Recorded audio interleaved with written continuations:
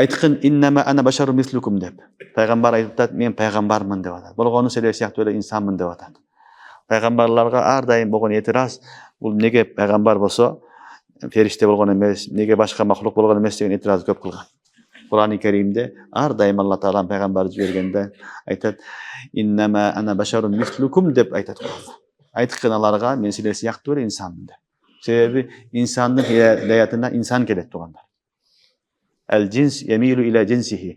Джинс джинсін таниды. Ошон үчүн Алла Таалам ешқашан пайғамбарларды фериште жіберген емес. Фериште менен инсан башқа мақлуқ экөө бири-бирин түшүнө албайт. Ага келсе айтат, сен фериштесин, сен жебейсин, ичпейсин, сен нафсың жок, сен башқа мақлуқ, мен башқа мақлуқ деп башыйбай коет. Ошон үчүн Аллах субханала таала ар дайым инсандын хидаяты үчүн, адамдарга багыт бериш үчүн жибергендери бүт бардыгы инсан эле болгон. Мына үчүн Аллах айтып атат, иннама ана башарун мислукум. Бул башар. Расулуллах саллаллаху алейхи вассалам башка биз сыяктуу эле бир инсан негизинен. Юха илейе өзгөчөлүгү.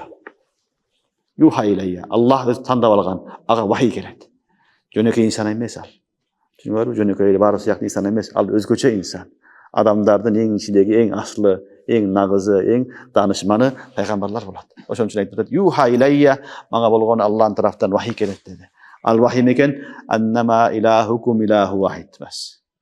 Бүт пайгамбардын давасы не болгон? Таухид болгон. Канча пайгамбар келген болсо, бүт бардыгы алып келген ла илаха иллаллах деген.